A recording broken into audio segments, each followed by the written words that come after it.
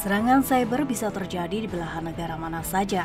Meningkatnya penggunaan internet memiliki risiko semakin masifnya ancaman peretasan. Badan Cyber dan Sandi Negara atau BSSN mencatat hingga April 2022, serangan cyber di Indonesia mencapai angka 100 juta kasus. Jenis serangan cyber yang banyak ditemukan BSSN didominasi oleh serangan ransomware dan malware. Menyingkapi serangan cyber yang bisa menyerang sebuah sistem kapan saja, pemerintah melalui Kemenkominfo terus mengevaluasi sekaligus meningkatkan perlindungan sistem dan penanganan serangan cyber. Setiap penyelenggara sistem elektronik diharapkan dapat meningkatkan keamanan pada sistem elektroniknya sebagai upaya pencegahan dari aksi peretasan. Undang-Undang Nomor 11 Tahun 2008 tentang Informasi dan Transaksi Elektronik atau Undang-Undang ITE dan Peraturan Pemerintah Nomor 82 Tahun 2012 tentang Penyelenggaraan Sistem dan Transaksi Elektronik merupakan pondasi membangun keamanan cyber dan pertahanan cyber nasional secara organik. Dengan kata lain, keamanan dan pertahanan nasional dibangun oleh penyelenggara sistem elektronik secara semesta dan berkesinambungan. Sedangkan pasal 15 Undang-Undang ITE mengatur bahwa penyelenggara sistem elektronik harus menyelenggarakan sistem elektroniknya secara aman, andal, dan bertanggung jawab terhadap beroperasinya sistem elektronik sebagaimana mestinya. Artinya, seluruh penyelenggara sistem elektronik terlepas apakah sistem itu digunakan untuk kepentingan pemerintahan, komersial, atau pribadi harus menyelenggarakan sistemnya secara andal, aman, dan bertanggung jawab. Barikade menahan serangan siber. Itulah tema yang kita angkat pada kesempatan ini. Sudah hadir sejumlah narasumber di Studio 9 TVRI Stasiun DKI Jakarta. Ya, pertama adalah juru bicara Badan Siber dan Sandi Negara, yaitu Bapak Ariandi Putra. Selamat datang Bapak. Terima kasih Bu, senang bisa diundang untuk acara ini. Terima kasih kedatangannya. Kedua, Kasubdit 1 Direktorat Tindak Pidana Siber Bareskrim Polri, Bapak Kombes Pol Reinhard. Selamat datang Bapak. Terima kasih Bu. Dan ketiga adalah pakar keamanan siber, Bapak Alfon Tanujaya. Selamat datang Bapak. Terima kasih atas undangannya Ibu. Kita akan bertanya kepada Bapak Ariandi Putra, yaitu Bapak ya, peretas siber atau hacker yang berdiri dengan nama Bjorka membongkar beberapa data pemerintah yang vital seperti Bank Indonesia, Lembaga Keamanan Negara TNI, sehingga data pribadi pejabat penting negara. Ya, bahkan tidak hanya Bjorka dan tim Elsa Sharif menemukan di break.to data-data tersebut. Apakah proteksi terhadap sistem situs-situs yang memiliki high profile masih tergolong lemah perlindungannya? Sebenarnya ini diskusi yang menarik ya Bu Elsa. Perlu kita jelaskan titik pijak dari dugaan insiden kebocoran data ini. Nah, kita melihat bahwa dugaan insiden kebocoran data yang terjadi sebelum-sebelum ini, kita melakukan validasi dan sampling data. Ini poin yang paling penting. Tugas pertama yang kita lakukan dari BSSN adalah mengamankan sistem elektronik yang diduga mengalami kebocoran data. Setelah itu, tim Cyber Threat Intelligence-nya BSSN bekerja untuk memvalidasi, melihat bagaimana bentuk sampel data yang diduga dibocorkan oleh hacker atau yang disebut dengan Bjorka ini. Itu yang dilakukan oleh BSSN. Nah, selain itu, perlu kita sampaikan bahwa jauh-jauh sebelum ini, BSSN terus menghimbau kita punya yang namanya National Security Operation Center. NSOC yang kita singkat itu bekerja 24 jam setiap harinya. Kita memberikan notifikasi, memberikan surat resmi kepada kementerian lembaga untuk melihat tentang kerentanan-kerentanan situs yang ada. Nah, dari sini kita menghimbau agar kerentanan sistem elektronik itu bisa ditutup-tutupi. Nah, setelah itu, apa yang kita lakukan? BSSN sebagai lembaga negara baru berdiri 2017. Oh, iya.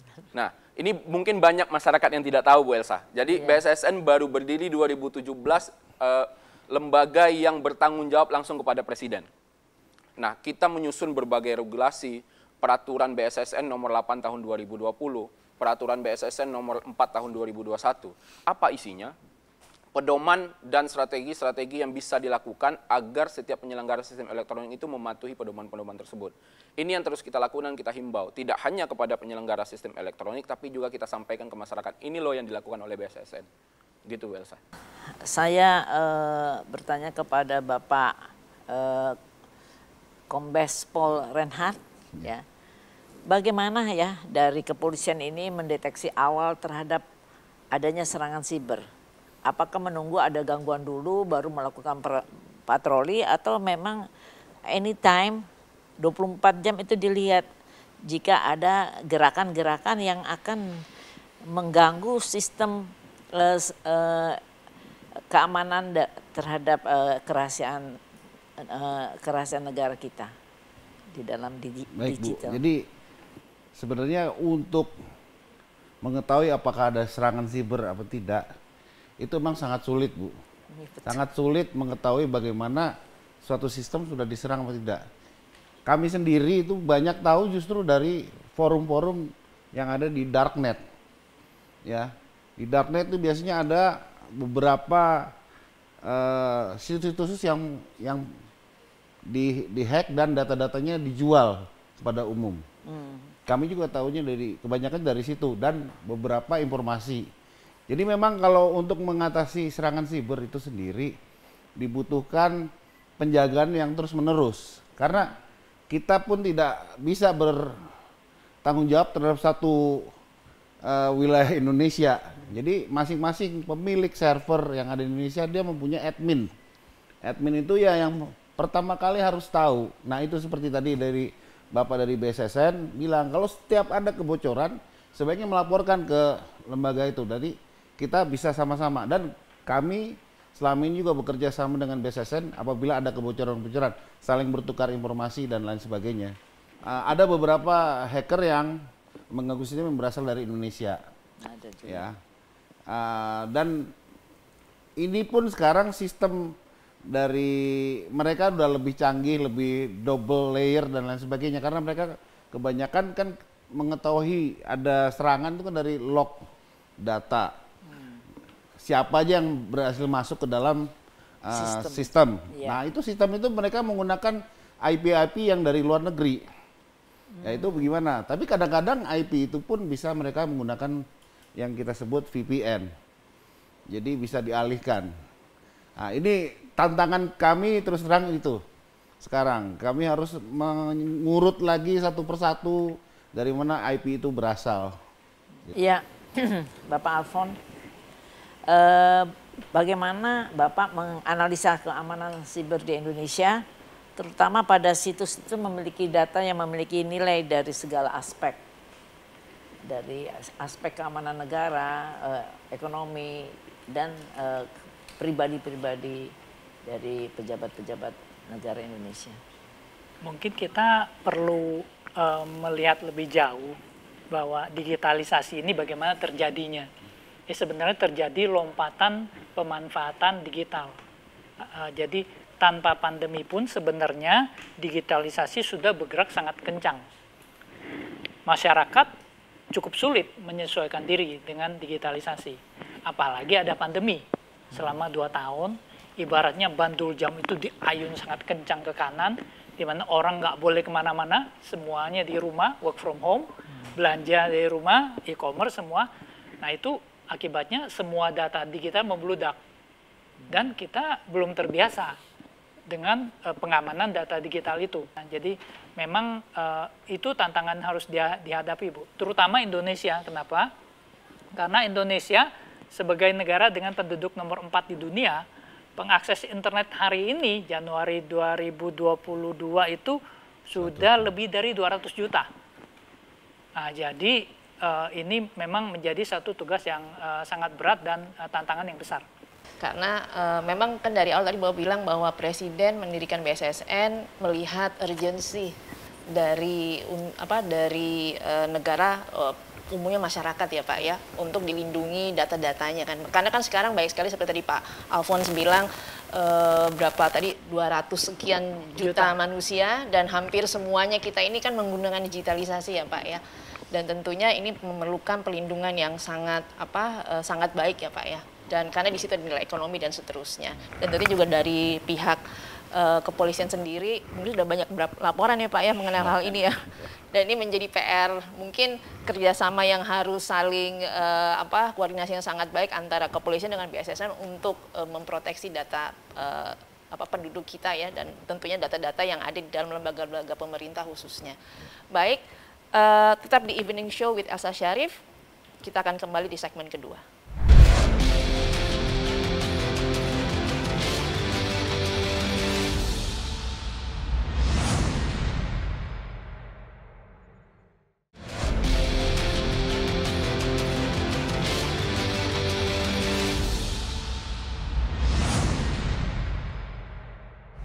Kembali lagi Evening Show with Elsa Syarif. Barikade menahan serangan siber. Saya ingin bertanya kepada Pak Reinhard. Pak, saya dengar, saya baca berita, Indonesia menjadi salah satu negara favorit para hacker sebagai sasaran serangan siber. Ini ada laporan ini Pak. Jadi berdasarkan laporan Interpol ASEAN Cyber Threat Assessment 2021, Indonesia itu berada di urutan pertama terhadap serangan ransomware tertinggi dengan 1,3 juta kasus. Bisa diklasifikasikan Pak, jenis serangan, ancaman siber yang masuk dalam laporan ke kepolisian, dan yang paling diserang oleh hacker itu yang para hacker itu data atau informasi seperti apa Pak selama pengalaman Bapak?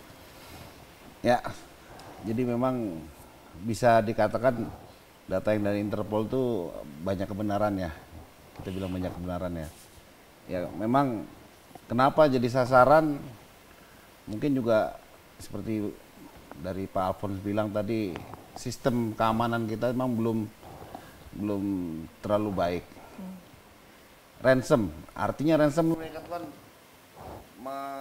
mengambil data kemudian mengenkripsi dan dia meminta sejumlah uang dari si pemilik data untuk dekripsi lagi. Nah itu kebanyakan dari ransom dia juga butuhkan sarana untuk transfer uang. Transfer uang itu kebanyakan dari perbankan Indonesia masih gampang menggunakan rekening-rekening bank yang milik orang lain. Nah itu, jadi ada dua faktor sebenarnya. Pertama, sistem keamanannya yang masih kurang. Yang kedua, cara membayarannya untuk membayar ransomnya itu melalui bank-bank dari Indonesia. Walaupun ini pelakunya berada di luar negeri. Itu. Kalau saya melihatnya begitu. Jadi kesimpulannya Pak, data yang sering diserang hacker ini data-data yang mempunyai nilai ekonomi ya Pak ya? Maksudnya, ya. Jadi dari beberapa lembaga atau institusi yang kami lihat, mereka selalu seperti ya beberapa waktu yang lalu mereka tuh ada data, misalnya rumah sakit, yang mereka ambil tuh data pasien. Itu kan sangat vital buat rumah sakit itu. Jadi mereka kalau nggak ada itu susah, tidak bisa jalan. Kemudian ada juga beberapa kalau yang perusahaan swasta itu data-data pelanggan. Nah itu yang diambil. Jadi mereka juga pilih-pilih data mereka yang mana. Jadi yang data yang main data daripada mereka. Gitu. Jadi yang sangat vital mereka bisa pilih, bisa masuk ke dalam sistem. Di filenya itu dia bisa memilih yang mana data-data yang paling vital buat perusahaan. Itulah yang di ransomware. Jadi mereka sebenarnya acak aja ya Pak ya, atau mereka memang punya, kelihatan nggak sih Pak tujuan motifnya gitu segala macam? Motifnya ya uang saja, juga aja ya. Saja. Dan ini juga bukan begitu. Jadi ada perusahaan kita di ransom dari luar, ada perusahaan luar yang di ransom dari orang-orang Indonesia. Jadi pelakunya ada yang di luar, ada yang orang Indonesia juga. Jadi pelaku ransomware yang orang Indonesia pernah kita dapat meransom perusahaan di Amerika Serikat waktu itu, dapat orangnya. Oke Pak, terima kasih Pak penjelasannya. Pertanyaan kedua mungkin saya mau ke Bapak Ariandi Pak. Seiring dengan perkembangan teknologi yang semakin canggih, tingkat resiko dan ancaman penyalahgunaan teknologi informasi juga semakin tinggi kan Pak ya, dan kompleks. Nah, kejahatan siber ini menjadi isu prioritas di banyak negara termasuk Indonesia. Kan undang-undang sudah dibuat Pak ya, ada undang-undang perlindungan data sekarang yang terbaru. Tapi kelihatannya nih belum ada, atau undang ITE gitu ya Pak ya, tapi kelihatannya belum membendung kejahatan siber sendiri Pak. Mungkin Bapak bisa jelasin ke publik Pak, sebenarnya undang-undang ini sudah apa saja dan sudah mencakupi nggak Pak? Ruang lingkupnya sudah cukup nggak untuk memberikan perlindungan data ini Pak? Ada beberapa hal poin penting yang saya bisa runut satu-satu. Iya. Pertama terkait undang-undang. Baru-baru ini ada undang-undang PDP yang disahkan. Setelah itu sebelumnya kita punya undang-undang ITE. Iya. Sebelumnya kita punya di bagian dari undang-undang ITE itu kita punya PP 71 tahun 2019. Saya bisa sebutkan bunyinya jelas nih. Iya. Bahwa setiap penyelenggara sistem elektronik di pasal 3 harus menyelenggarakan sistem elektroniknya secara aman, andal, dan bertanggung jawab. Ada 3 kata kunci. Iya. Aman, andal, dan bertanggung jawab. Setiap penyelenggara sistem elektronik. BSSN sebagai skop besar, sebagai badan yang dibentuk oleh Presiden, tanggung jawabnya langsung kepada Presiden, kita menyusun pedoman, regulasi, dan lain-lain. Harapan kita dengan adanya PP 71 tahun 2019, Undang-Undang ITE, dan juga diperkuat dengan Undang-Undang PDP yang sudah ada, itu bisa benar-benar dipatuhi. Regulasinya jelas, payung hukumnya jelas. Ini terkait dengan undang-undang. Nah, yang kedua terkait dengan serangan yang tadi disampaikan ada 1,3 ya kalau dari Interpol ya. Dari BSSN justru melihat jauh daripada itu. Laporan kita 2021 ada 1,6 miliar serangan, Bu Elsa. Jadi 1,6 miliar serangan yang terjadi anomali traffic yang dipantau oleh National Security Operation Center BSSN. Makanya kita sampaikan bahwa kita nggak pernah tidur tuh. 24 jam ruang traffic cyber di Indonesia itu dipantau oleh BSSN terkait dengan serangan-serangan yang ada. Apa itu? Ransomware salah satunya. Selain itu ada Trojan activity, ada information gathering. Jadi informasi ini dikumpulkan, dikolek sehingga bisa menjadi salah satu sumber untuk melakukan pendapatan dan dengan motif uang dan lain-lain. Itu yang terjadi, yang kita bisa jelaskan bahwa bagaimana ruang siber di Indonesia itu yang terjadi. Nah, yang ketiga adalah tahun 2022 hasil monitoring NSOC ini sudah mencapai angka 900.000 lebih anomali trafficnya. Artinya kita melihat ada peningkatan dengan berbagai gelaran yang ada di Indonesia, dengan berbagai kebutuhan yang ada, dengan berbagai dugaan-dugaan kebocoran data yang ada. Ini ada peningkatan serangan yang ada. Peningkatan serangannya dari mana yang kita pantau? Bisa jadi dari dalam negeri, bisa jadi juga dari luar negeri. Nah, ini yang kita lihat sehingga ini bisa kita sampaikan terutama kepada penyelenggara sistem elektronik ya. Bahwa kalau tadi seperti di awal disampaikan bahwa ketika ada kebocoran dugaan, kita harapkan semua penyelenggara sistem elektronik itu memberikan himbauan kepada penggunanya. Untuk apa? Untuk mengganti password dan lain-lain, untuk mengamankan datanya secara langsung. Setelah itu, mereka harus perbaiki nih sistem elektroniknya. Kalau mereka tidak mampu, BSSN siap untuk membantu. Kita bisa turunkan tim untuk membantu menutup kerentanan yang ada. Makanya kita sampaikan bahwa nggak bisa nih BSSN bekerja sendiri. Kalau kita menghimbau, kita sifatnya memberikan rekomendasi, menghimbau agar ini dipatuhi. Nah, kalau seandainya dari penyelenggara sistem elektronik butuh bantuan dari BSSN, kita dengan tangan terbuka untuk membantu. Kita bahkan sekarang posisinya sudah jemput bola untuk membantu dan melakukan ITSA ke berbagai kementerian.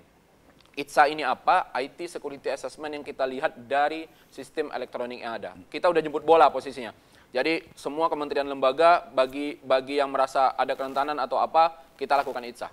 Semuanya penyelenggara sistem elektronik. Ini yang terus dilakukan oleh BSSN, Pak. Tadi kan Bapak jelaskan bahwa sistem yang aman, andal, dan bertanggung jawab. Jadi penanggung jawab utamanya ini harusnya si penyelenggara sistem elektronik. Siapa penanggung jawabnya Pak? Yang menjamin 3 hal itu tercapai?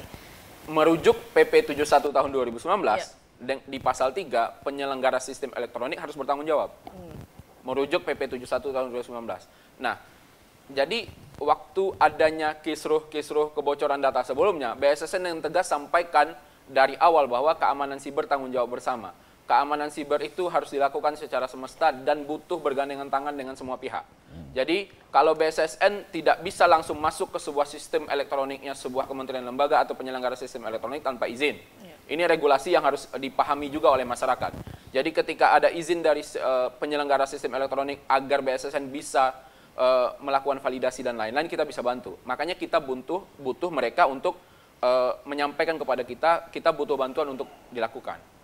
BSSN melakukan bantuan itu. Kita memberikan bantuan itu semua. Ini untuk Pak Alphonse ya, sebagai seorang pakar keamanan siber, apa analisa Bapak subjek utama dari serangan para hacker itu apa saja? Sektor bidang apa yang paling seksi menjadi inceran mereka? Dari sisi hacker penyerang itu dia akan berusaha melakukan pemindaian sistem. Lalu yang akan menjadi prioritas utama diserang adalah yang lemah. Jadi bukannya dia sengaja ngincer government, dia menghindari swasta atau apa, bukan. Mereka melakukan ada satu engine, salah satu Shodan.io, dia akan scan, ada kerentanan baru, port ini, celakaman ini, mereka scan, lalu siapa yang masuk itu, dia akan ambil. Nah, celakanya memang dari pengalaman 2021-2022, yang banyak lebih rentan ini adalah lembaga pemerintah. Kita harus jujur itu, ya kan? Nah, tetapi ini bukan berarti bahwa kalau begitu lembaga pemerintah kita lemah, bukan. Ini berarti bahwa lembaga pemerintah kita banyak mengelola data yang penting. Dan ini memang perlu satu koordinasi. Jadi BSSN saya setuju sekali bahwa pengamanan data ini tanggung jawab bersama, ya kan? Nah, semua harus bertanggung jawab membantu. Nah, cuman saya mengharapkan BSSN ini seperti konduktornya, seperti ADMS. Ini yang ini nyanyi, ini drum band, ini gitu. Nah, jadi harus menguasai sekali, lalu melakukan koordinasi yang baik antar semua bagiannya, sehingga mereka tahu. Nah, bagaimana caranya? Nah, beberapa cara yang saya sarankan. Jadi BSSN ini kalau di dalam hemat saya, liganya nih kalau di dalam petinju, itu petinju kelas berat. Jadi jangan main di kelas bulu atau kelas sedang. Jadi kalau boleh saya usul, ya kalau serangan cyber biasa sehari-hari banyak orang bisa dapatkan, banyak orang bisa koordinasi. Nah, kita perlu cerdik mensiasati. Salah satu caranya bagaimana? Masalahnya dengan lembaga-lembaga pemerintah ini adalah memang menumbuhkan kesadaran itu nggak mudah. Orang punya kebiasaan mau ditubuhkan susah. Nah, BSSN saya percaya sekali selalu ngasih tahu ini ada celah keamanan baru, ada kerentanan baru atau apa. Nah, perlu memikirkan cara-cara kreatif gimana caranya supaya mereka nih bisa peduli. Nah, salah satu contohnya misalnya tiap bulan selain keluarkan berapa banyak insiden di Indonesia, berapa miliar, keluarkan juga top 10 lembaga yang paling banyak mengalami kerentanan. Nah, kalau bisa lakukan itu secara objektif, jadi tidak subjektif. Ada poin-poinnya. Nih dia punya server di ini aja. Celah keamanan yang belum ditutup ini gitu. Jadi banyak situs-situs yang bisa melakukan penyakitan dan melakukan penilaian. Nah, jika itu dilakukan tiap secara rutin, akan kelihatan bahwa lembaga ini yang sering banget nih muncul lagi. Nah, BSSN nggak perlu terlalu menegur atau apa, dia kan malu sendiri. Kan diumumin, semua orang akan menyorot. Nih, BSSN, nama lu muncul lagi gitu loh. Nah, cara-cara seperti itu yang kalau boleh saya sarankan. Jadi memang ya jangan membuat malu, tidak untuk menjelek-jelekan institusi, tapi kita buat secara objektif. Ya, ini kan tadi paling seksi apa sih ya dari pembicaranya Bapak Reinhard bahwa masalah uang dan segala. Tapi kan kita tadi melihat Bjorka itu kan dia sengaja mengumbar bahwa dia mengetahui segalanya. Misalnya menyebutkan data pejabat-pejabat dan sebagainya. Tujuannya apa sih? Ke masalah uang atau untuk men-show of force bahwa kamu Indonesia sudah lemah, saya bisa lihat itu bagaimana? Saya ingin tahu pendapatnya Pak Alphonse. Bjorka itu sebenarnya tidak memiliki semua data itu. Bukan dia yang ambil, bukan dia yang retas. Mungkin dia retas 1 atau 2 data, tetapi dia seperti membuat album kompilasi. Jadi data yang bocor sudah sedemikian banyaknya, ya kita harus jujur, data kependudukan yang harusnya dikelola Dukcapil dengan baik. Kemudian ada pertama data kependudukan, nama lengkap, tanggal lahir, dan seterusnya. Lalu bisa disempurnakan lagi kebocoran datanya, tanda kutip sempurnakan ini negatif ya konotasinya, sempurnakan lagi dengan ada nomor KK. Lalu kebocoran berikutnya ada nama orang tua. Kebocoran berikutnya ada nomor HP-nya lagi. Jadi itu dihubungkan dengan kebocoran data pendaftaran kartu SIM dengan ada nomor NIK. Jadi Bjorka ini tinggal gabungkan. Ada NIK, ada nomor HP, lalu dia sebelumnya ada data kependudukan, ada nomor NIK, dia gabungkan. Jadi ketik namanya siapa, keluar nomor HP-nya. Lalu nanti ada lagi nih kebocoran yang kita lihat. Pemilikan nomor kendaraan. Si A ini, NIK ini punya mobil apa aja, nomor platnya berapa aja. Dan itu yang bisa terjadi. Nah, maka kelihatan Bjorka ini sangat memiliki banyak data, tetapi ya sebenarnya dia cuma kompilasi. Ya. Oke, terima kasih Pak Alphonse. Kita akan kembali lagi setelah commercial break. Jadi diskusi tambah hangat. Tetap di Evening Show with Elsa Syarif.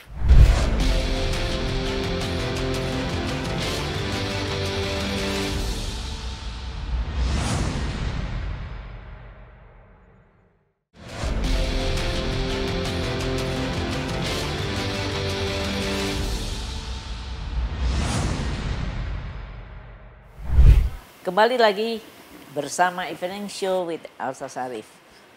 Saya lanjutkan pertanyaan saya kepada Pak Alphonse. Ya, salah satu menteri pernah menyebutkan jika pihaknya merekrut para hacker untuk menjadi tenaga profesional di lembaga tersebut dan digaji tinggi. Bahkan beberapa di antaranya masih berusia remaja. Katanya si para hacker harus dihadapi oleh hacker juga. Apakah pemerintah harus melakukan perekrutan terhadap talent-talent di bidang cyber security di lembaga pemerintah, terutama yang menangani cyber seperti BSN, Kominfo, dan kepolisian? Apakah bagaimana menurut pendapatnya Pak Alphonse? Kalau kita umpamakan sebagai tim bola, jadi BSSN ini posisinya kira-kira seperti kiper atau gelandang bertahan. Hacker itu seperti Ronaldo atau Messi. Jadi kalau Ronaldo atau Messi suruh jadi kiper susah. Tapi sebaliknya, kalau kiper suruh jadi Ronaldo ya susah juga. Gitu. Walaupun ilmunya sama-sama ilmu bola. Gitu. Nah di dalam dunia IT juga begitu. Jadi peretas itu jika ingin melakukan menyerang, dia enaknya kenapa? Dia udah ada sasarannya, IP-nya berapa, perusahaannya apa, websitenya apa. Dan dia akan pelajari dari berbagai aspek. Pakai OS-nya apa, di-patch nggak, pakai aplikasi apa aja, di-patch nggak, pakai servernya apa, di-patch nggak, ada kelemahannya nggak. Nah ini ada kelemahannya. Nah, dia incer, dia nggak pelan-pelan, dia lihat waktunya, oh jam 12 malam, ya kan? Oke, kita tes. Nah, kalau perlu hacker yang benar-benar profesional, dia bangun satu sistem yang sama persis seperti sistem yang ingin dia incar. Iya, betul. Lalu dia cari kelemahannya, dia persiapkan, dan untuk masuknya dia cuma butuh waktu 5 menit. Waktu itu dia masuk, dan kalau dia jago, sebenarnya kan ada forensik segala macam. Kalau hacker yang jago, dia bisa hilangkan jejaknya. Tiap kali kita masuk, kan ada lognya segala. Nanti kalau ada server diretas, tinggal dilihat lognya. Oh ini dari IP sini, jam segini, IP segini. Kalau hackernya jago, dia kerjaan lognya. Dihilangin juga gitu. Tetapi ini itu kan Ronaldo jago. Tapi ini kipernya jago juga. Lu hilangin di sini, gue udah taruh tempat lain lognya juga. Nah, kita ada cloudnya. Jadi memang itu nggak ada pinter-pinteran. Lalu kalau merekrut hacker, ya ini harus kembali kepada cara perekrutan sumber daya yang baik. Jadi tidak serta-merta semua hacker jago langsung direkrut lagi, itu bahaya. Nanti dia malah nyolong kita punya. Malah jadi bahaya ke dalam. Jadi tetap proses untuk itu perlu dilalui, proses seleksi, proses lihat. Tetapi Secara dari sisi skill memang betul. Dia mungkin di atas rata-rata dari kemampuannya. Tapi mesti psikologinya, pengabdiannya itu harus dilihat dari kejiwaan si ahli IT. Saya nggak bisa bilang hacker ya, karena hacker itu perbuatan. Dan Indonesia tidak kekurangan orang pintar. Indonesia banyak orang pintar, banyak orang pintar, tidak kekurangan. Jadi kita talenta kita banyak yang ada di Google, di Facebook, banyak orang Indonesia. Pak Ariandi, terkait dengan serangan siber, bagaimana Pak? Sebenarnya faktor apa yang memicu satu serangan siber? Kemudian kedua, bagaimana mengetahui bahwa ada ancaman nih Pak dari hacker? Terus karakteristik dari masing-masing para peretas itu bisa kelihatan nggak Pak? Mungkin Bapak punya pengelompokan kali, golongan-golongan kan mungkin yang hanya ngambil data pemerintah, ngambil data bank gitu, atau gimana? Selama ini bagaimana Pak? Ya, sebelum masuk ke pertanyaan itu, menarik tadi. Saya setuju dengan apa yang disampaikan Pak Alphonse, bahwa Indonesia tidak kekurangan orang pintar. Kalau yang disampaikan Bu Elsa bahwa perekrutan hacker untuk melawan hacker, begini, di BSSN sendiri, kita punya Pak Alphonse, bahwa mungkin banyak masyarakat juga tidak tahu juga, tapi kalau melihat data, pendaftar Politeknik Siber dan Sandi Negara itu tahun ini 5.000 lebih, Mbak. Yang kita terima 100 orang. Kita terima 100 orang karena berkaitan dengan semua fasilitas dan anggaran yang ada. Nah, itu 100 orang. Jadi 5.000 orang lebih daftar. Mengapa penting untuk melihat bahwa jiwanya nasionalis, NKRI dan lain-lain, sumbernya di sini. Jadi ketika mereka diberikan pendidikan cyber security selama 4 tahun, nah 100 orang ahli di bidang cyber security ini yang jadi sumber daya manusianya BSSN. Setiap tahun ada wisuda, ada tamat tuh. Jadi kita menambah 100 orang setiap tahunnya dan mendapatkan tenaga cyber security setiap tahunnya yang akan pertama kali menggawangi National Security Operation Center kita. Nah, itu yang kita lakukan. Sumber daya manusianya jelas. Jadi benar-benar bisa terdidik dan dipastikan bahwa sangat NKRI. Nah, ini yang dilakukan oleh BSSN. Jadi tidak hanya melihat di ujungnya saja, tidak hanya melihat bahwa kita harus rekrut dan lain-lain, tapi kita menyediakan tempatnya, menyediakan berbagai pendidikan dan pelatihannya. Selain itu juga BSSN punya Pusbang SDM, memberikan pelatihan terhadap sumber daya manusianya BSSN. Jadi tidak cukup hanya di 4 tahun, kita juga lakukan pelatihan secara berkala. Kita punya 250 modul pelatihan cyber security, Pak Alphonse. Di mana kita dapatkan, kita kerjasama teknologi, transfer knowledge dari negara-negara luar. Korea, Cina, Rusia, Amerika, Inggris, dan lain-lain. Kita lakukan kerjasama. Nah, ini yang penting. Tadi melihat dan merujuk bahwa ada peringkat, peringkat yang tadi disampaikan awal. Kalau rujukannya BSSN kepada Global Cyber Security Index itu peringkat kita 24, Pak Alphonse. Jadi 24, di atas kita masih ada Singapura, negara Asia Tenggara, masih ada Malaysia. Kita ingin tingkatkan tuh peningkatan 24, peringkat 24 itu. Kerjasama kita lakukan dengan negara-negara lain, pertukaran sumber daya manusia, pertukaran teknologi agar GCI-nya meningkat. Nah, tadi balik kepada pertanyaan itu, bagaimana sih ada klaster dan lain-lain gitu ya. Di NSOC yang kita gawangi itu, kita melihat semua traffic yang ada, dari mana ke mana, dari Indonesia ke Indonesia, dari luar ke Indonesia. Di situ kita bisa melihat aktivitas apa saja terhadap serangan-serangan siber yang terjadi ke Indonesia. Di situ juga kita bisa identifikasi berbagai bentuk serangan, berbagai bentuk bagaimana anomali traffic itu bisa terlihat. Sehingga dari data laporan lengkap yang bisa kita publish ke masyarakat dan bisa diakses oleh publik, kita juga sampaikan itu dalam rapat di DPR Komisi 1, semuanya kita buka data-data itu. Sehingga dari situ kita berharap bahwa ketika BSSN tahu, kementerian lembaga juga tahu, mitra kerja kita di DPR juga tahu, masyarakat juga tahu, penyelenggara sistem elektronik juga tahu. Ini loh yang terjadi selama 1 tahun belakang, ini yang terjadi selama tahun 2022 gitu. Setiap hari kita update, setiap bulan kita sampaikan juga.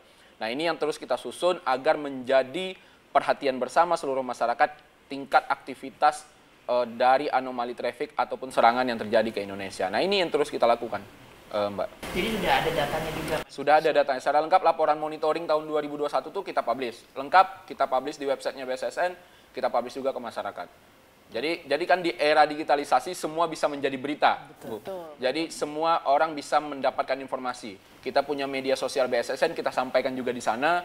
kita manfaatkan media sosial itu untuk memberikan informasi kepada masyarakat. Kita punya website, kita publish juga di sana sehingga bisa diakses juga oleh masyarakat. Jadi kita bisa tahu Pak sebenarnya ya? Masyarakat secara umum bisa tahu laporan monitoring BSSN, tidak ada yang kita tutup-tutupi. Tadi ditambah dengan apa yang disampaikan Pak Alfons sebelumnya bahwa dibuka datanya gitu. Dibuka datanya bahwa ada berapa kerentanan dan lain-lain. Nah ini yang terus sebelumnya kita sudah sampaikan Pak Alfons bahwa dari 1.000 lebih notifikasi yang kita berikan kepada penyelenggara sistem elektronik, kita bisa sampaikan dan kita sudah punya datanya hanya ada 5-10% penyelenggara sistem elektronik yang memberikan feedback kepada BSSN. Apa yang menjadi notifikasi dan himbauan BSSN untuk sebuah kerentanan sistem elektronik. Ke depan kita harapkan bahwa kerjasama ini bisa berjalan dengan baik, kepedulian dan keberpihakan ini bisa benar-benar terwujud agar kalau kita ngomongin keamanan ruang siber secara komprehensif, semuanya harus terlibat.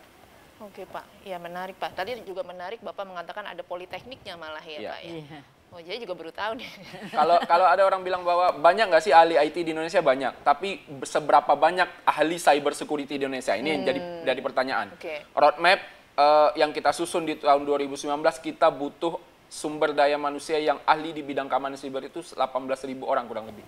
Wah, banyak juga ya. Makanya itu yang ingin kita capai ke depan. Oke Pak, baik, luar biasa. Terima kasih Pak. Pertanyaan untuk yang terakhir untuk sesi ini saya mau tunjukkan ke Pak Reinhard. Pak, semua kegiatan berbasis digital, internet. Nah, seberapa penting Pak cyber security, lalu serangan cyber apa yang mesti diwaspadai dan bagaimana nih Pak masyarakat, lembaga membarikadenya supaya nggak tembus nih Pak? Ya, pertama-tama kembali yang masalah hacker dulu tadi tuh, menarik nih. Jadi kalau berdasarkan pengalaman kita, hacker-hacker yang sudah jago, justru dia nggak mau ngasih tahu identitasnya. Betul. Kayak tadi Bjorka, itu saya sih meragukan itu, apa dia jago apa tidak. Karena dia mempublish namanya kan. Iya. Pokoknya hacker itu dari tingkat awal dia ingin sekali diketahui. Karena makanya yang pemula-pemula tuh hacker tuh biasanya menyebutkan ada lognya. Paling gampang, saya udah menghack ini disebarkan supaya orang tahu bahwa dia sudah berhasil menghack apa saja situs. Makin ke atas dia makin pinter kan. Kalau suatu titik dia berubah jadi jahat, dia justru tidak mau diketahui. Itu saja. Jadi pengalaman kami kalau justru yang hacker yang sudah jagoan itu sama sekali tidak mau kelihatan. Jadi kemarin waktu yang Bjorka kan sempat kepolisian menangkap tuh Pak ya, yang dari pemuda siapa itu yang handphone ya, itu. Itu kalau itu dia pernah ditawari oleh seorang mengaku Bjorka untuk menggunakan Telegram grupnya dia. Jadi dia ikut-ikutan nih, wah ada Bjorka nih, dibikinlah Telegram grup Bjorka. Orang-orang kan tertarik, jadilah followernya sampai 20.000 orang. Nah inilah mau dibeli sama Bjorka. Jadi seperti itu Pak. Ya Pak, balikin tadi pertanyaan saya. Ya untuk itu era digital. Jadi memang dari laporan ke kami yang untuk jenis-jenis hack itu paling banyak itu sekarang dia mengirimkan malware, phishing malware. Jadi orang salah klik dia itunya datang website palsu dari perbankan itu banyak. Kemudian dari kita juga ada data juga di DOS, pernah ada laporan di DOS. Jadi ada satu sistem diserang sampai dia tidak berfungsi, itu namanya di DOS, denial of DOS. Terus ada satu lagi man in the middle. Nah ini biasanya kita dapat dari namanya business email compromise. Misalnya ada dua perusahaan, dia email-emailan, dia hack satu email sini, pada saat pembayaran rekening yang ini yang dia harus bayar ke sini diganti rekeningnya oleh email yang palsu. Dia kembalikan arahkan ke rekening lain. Jadi yang mestinya uang tertransfer ke sini ke tempat lain. Nah, itu namanya kita bilang man in the middle. Itu banyak sekali terjadi di Indonesia. Dan korbannya itu sampai miliaran rupiah kalau kita rupiahkan. Karena itu pembayaran misalnya pembelian spare part atau macam-macam lah dari luar negeri. Selama ini mudah Pak untuk ditangkap atau selama... Nah itu, kita kan terkait jurisdiksi, Ya. itulah susahnya. Kalau selama itu masih di Indonesia dan dapat kita selidiki, dapat orangnya, ya pasti kita tangani dan sudah banyak. Tapi begitu kita dapat itu hasil perkiraan kita berada di luar, ya gimana, susah. Paling kita informasikan kan. Oke Pak. Informasikan ke rekan-rekan kita via Interpol. Jadi selama ini sebenarnya mungkin sudah ketahui, oh ini dari negara mana nih sebenarnya ya, yang maksudnya orang yang melakukannya gitu. Cuman memang masalah jurisdiksi ini ya Nah, Pak ya. itu dia. Oke, baik. Terima kasih Pak. Kita commercial break dulu. Tetap di Evening Show with Elsa Syarif.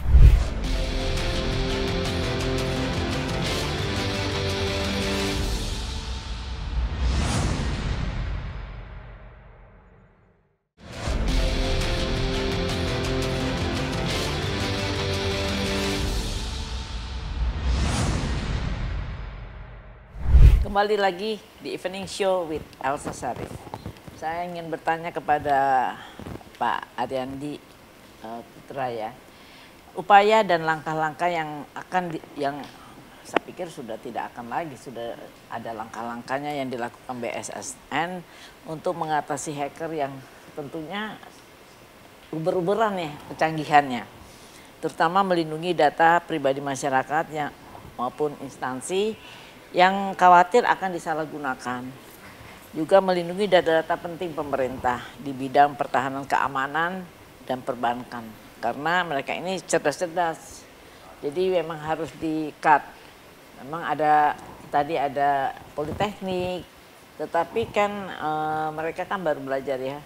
Yang sekarang ada yang sudah melakukan pengamanan ini bagaimana?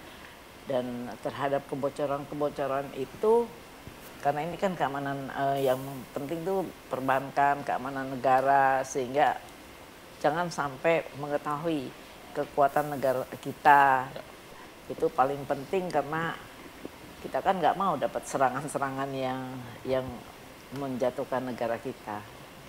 Kalau melihat dari hal tersebut, ada 3 fungsi penting yang perlu kita lakukan dan memang dilakukan oleh BSSN. Yang pertama, koordinasi dengan semua stakeholder terkait dengan adanya beberapa serangan dan dugaan pencurian data yang dilakukan. Kalau belakangan ini masyarakat banyak mengenal dengan istilah anonim yang disebut dengan Bjorka tersebut. Nah, koordinasi dengan siapa saja yang kita lakukan pastinya ada 2. Yang pertama adalah aparat penegak hukum, dalam hal ini kepolisian.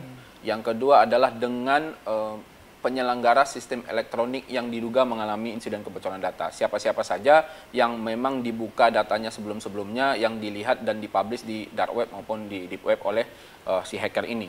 Ini kita lakukan koordinasi. Pengamanan pertama yang kita lakukan adalah mengamankan sistem elektroniknya. Kalau sebelum-sebelumnya kita lihat bahwa ada website yang tidak bisa diakses ketika dia sudah dipublish di dark web, diduga mengalami insiden kebocoran data, itu sebenarnya bukan tidak bisa diakses, tapi emang sengaja ditutup.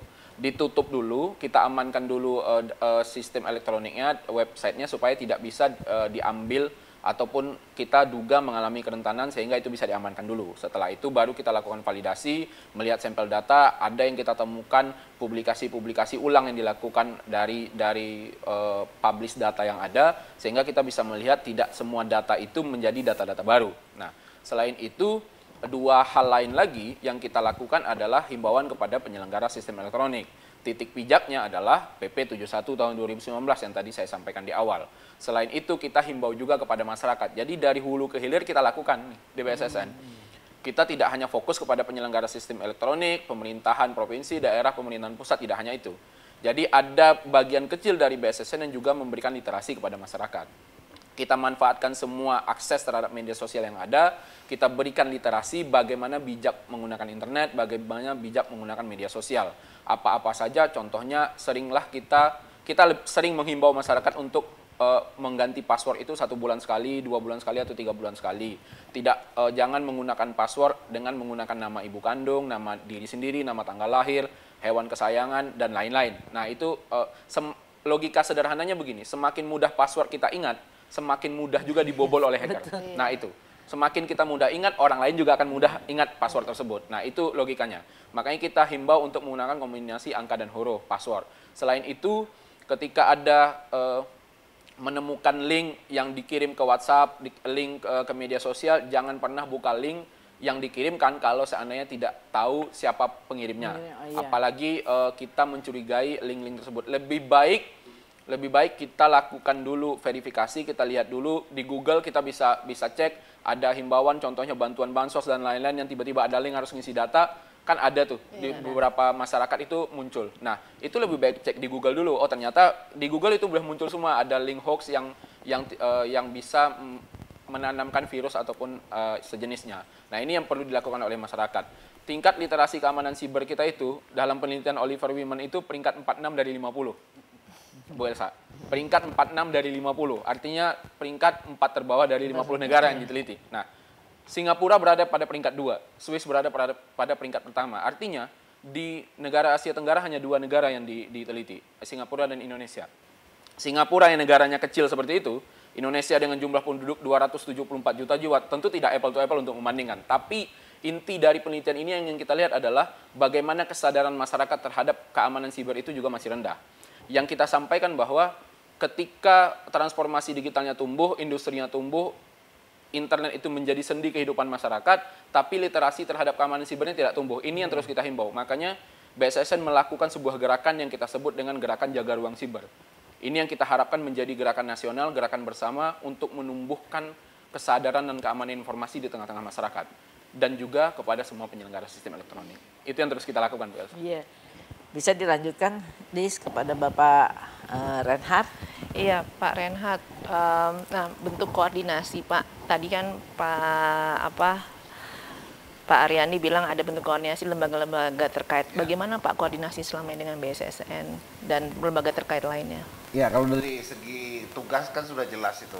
BSSN itu adalah sebagai focal point dalam semua bentuk keamanan siber di Indonesia. Jadi dia bagian strategis. Kalau kita cuma sebagian kecil aja di bawah untuk penegakan hukum. Jadi memang kalau ada yang melanggar tindak pidana ya baru ke kita. Tapi kalau untuk kebijakan strategis nasional untuk keamanan siber itu memang tugasnya dari BSSN. Dan kita sering, terutama kita dalam pemilu ya, yang paling kelihatan pemilu. Waktu yang pemilu terdahulu kita sudah terlihat sekali bagaimana kami dari Polri, BSSN, kemudian dari Kominfo, dari BIN, dari yang lain-lain yang ada unit cybernya, kita bekerja sama. Sama ya, Pak ya. Karena kita kita merah putih, kita Indonesia, kita menjaga bersama. Dan tidak tertutup kemungkinan nanti menjelang 2024 kita juga akan kumpul lagi nih sama-sama. Iya, betul Pak. Gitu. Nah, lalu terkait pengaduan Pak, pengaduan masyarakat. Misalnya nih, ini kan sekarang banyak kebocoran data, jadi penyelenggara sistem elektronik, lalu ada misalnya kebocoran data entah karyawan atau masyarakat lah Pak ya. Mungkin kebocoran itu bukan karena dia tapi karena hacker. Lalu dilaporkan ke polisi. Apakah unsur pidana dilihat dulu atau bagaimana Pak? Misalnya apakah harus lapornya ke bukan BSSN ya? Kalau seperti itu lapornya ke... Kalau yang udah sifatnya pidana ke kita. Tapi biasanya gini loh, rambu-rambunya biasanya kalau menimbulkan kerugian pribadi. Nah, itu biasanya kalau udah kayak gitu lapor. Tapi kalau misalnya sifatnya kebocoran institusi ya. Itu udah bukan ranah kita itu. Ya, karena kan di ketentuan ada lapor ke Kemenminfo, tapi bisa juga lapor ke kepolisian gitu ya. Nah itu kan. Biasanya kalau kita yang menimbulkan kerugian misalnya ada sebuah situs yang menimbulkan kerugian karena dia membeli sesuatu barang tidak dibayarkan, atau tertipu OTP. Ya itu juga tadi yang Ibu sambung tadi. Semua data tuh sebenarnya pelaku ini udah punya, Bu. Dia punya semua data, data alamat, nomor telepon, semua dia punya dapat. Nama orang tua juga tadi, nama ibu kandung. Cuma satu yang mereka nggak punya. OTP. Password. Oke Pak, terima kasih. Lalu ini ke Pak Alphonse Pak. Nah, kalau sebagai pakar keamanan Pak ya, mungkin kita dari masyarakat dulu Pak. Pak, ini kan kita orang awam Pak ya, dari sistem digital kita nggak paham. Apa sih Pak yang harus kita pelajari untuk menjaga data kita sendiri dulu nih Pak? Nanti baru kita lari ke sistem negara bagaimana melindungi seterusnya. Saya pikir penting sekali ini. Jadi kita ada tips namanya call, paman, one time. Call itu apa? Call itu adalah Truecaller. Truecaller silakan di-download dari Play Store. Itu bisa mengidentifikasi, itu crowdsourcing. Ada telemarketer, ada debt collector yang kita nggak pernah kenal, kita belum pernah save nomornya, tapi di telepon kita, sebelumnya dia pernah telepon orang lain dan orang itu bilang, ini debt collector menyebalkan, lintah darat gitu ya, akan muncul di nomor kita. Otomatis diblok. Pertama, jadi mengatasi telemarketer, mengatasi spam itu pakai Truecaller. Paman itu apa? Paman itu singkatan dari password manager. Jadi tadi dikatakan bahwa password itu memang harus unik. Kalau kita bisa ingat ya artinya orang lain gampang ingat. Nah, password manager ini adalah program khusus untuk menyimpan semua password kita. Kita kan punya akun, saya ada ratusan, akun media sosial, ada internet banking, ada akun website, ada akun hosting segala macam, akun langganan ini tuh untuk dulu orang kan supaya gampang ingatnya, supaya nggak salah, passwordnya sama, itu kan celaka, dapat satu dapat semua. Nah, ini password manager, dia akan membuatkan password yang kita sendiri baca aja susah, XA 1 2 3 UA gitu. Nah, ada ratusan disimpan di situ dan di encrypt, dan kita cuman perlu nginget satu password master untuk buka password manager itu. Nah, jadi tiap kali mau login, buka password manager apa Google, Google, ini passwordnya, copy, paste, enter, masuk gitu. Nah, jadi call, paman, one time. One time itu adalah one time password. One time password itu adalah two factor authentication. Jadi sebenarnya pengamanan dengan username dan password itu sebenarnya sudah lemah, sudah tidak aman. Kenapa? Kalau di perangkat kita ada yang namanya keylogger, apapun yang kita ketik seberapa rumit pun passwordnya, itu akan disimpan dan dikirimkan ke pembuat keylogger. Itu akan, maka itu kita sebut tidak aman. Maka ada pengamanan tambahan yang namanya two factor authentication, OTP, yang kirim ke SMS kita, yang 6 angka ini. Nah, itu sebenarnya secara teknis pengamanannya sangat baik. Dan satu-satunya cara untuk mengeksploitasi itu ya rekayasa sosial, ya dikelabui korbannya untuk ngasih tahu. Padahal itu nggak boleh kasih tahu. Kalau itu nggak diketahui, tidak mungkin bisa masuk. Nah, masalahnya adalah two-factor authentication ini harus diaktifkan oleh pemilik account. Jadi Facebook, Google, Tokopedia, YouTube, semuanya itu ada menyediakan fasilitas pengamanan namanya two-factor authentication. Tapi usernya harus aktifkan. Jadi 3 itu. Jadi call, paman, one time. Sama yang terakhir, call paman V one time. V-nya itu apa? Kalau mau lebih aman lagi pakai VPN. VPN. Tapi VPN-nya VPN yang diketahui keamanannya, jangan VPN gratis atau apa. Itu malah celaka. Juga, malah semua data lewat ke dia. dia. Jadi cari VPN berbayar atau kalau mau saya sarankan pakai Cloudflare. Cloudflare itu dia menyediakan layanan VPN dan DNS dan itu gratis. Kira-kira seperti itu. Terima kasih tadi Pak. ada yang tadi sudah disinggung Pak Alfon itu tadi yang lupa kita sampaikan bahwa tentang enkripsi data ya Pak Alfon. Jadi enkripsi data itu ketika sistem elektronik dijebol, datanya terpublish, tapi kalau terenkripsi tidak bisa diambil. Jadi kita ngisi enkripsi data kan harus bisa ngisi satu kolom saja kan. Betul. Jadi kita isi namanya saja, tapi data-data tanggal lahir, data alamat, data yang lain-lain dienkripsi. Jadi dibobol pun data tersebut, diambil oleh orang pun data tersebut, dia hanya bisa lihat list nama saja. Data bisa disadap, tapi nggak bisa dibaca. Nah itu intinya gitu. Data bisa diambil. Oke, kita kan berarti kan ada dua pengamanan ya. Pertama kita amankan sistem elektroniknya, kedua kita enkripsi. Nah ini yang mungkin belum banyak juga dilakukan. Jadi andai pengamanan pertama bobol, datanya diambil. Yang kedua ketika mereka buka datanya semuanya tapi nggak bisa dilihat karena dienkripsi. Nah itu yang penting juga untuk dilakukan ke semuanya. Itu yang tadi disinggung Pak Alfon juga. Ya. Private key, public key, betul, setuju. Para publik ya, masyarakat, tadi kita udah menjelaskan benar-benar luar biasa bahwa kita jangan takut terhadap hacker-hacker ini, tapi buatlah pengamanan yang baik yang tadi disampaikan oleh Bapak semua para narasumber, yaitu pertama jangan buang data-data kita sembarangan. Kemudian kita melakukan pengamanan-pengamanan yang tadi disampaikan oleh Pak Alphonse dan juga Pak Ariandi serta juga Pak Reinhard. Jadi ini yang baik sekali pengetahuannya. Kalau Anda kelewatan dalam acara ini bisa lihat di YouTube-nya TVRI dan itu untuk pengetahuan ibu-ibu dan bapak-bapak semua, Anda semua untuk mengamankan data-data Anda. Terima kasih telah bersama Evening Show with Elsa Syarif dan terus ikuti program-program kita.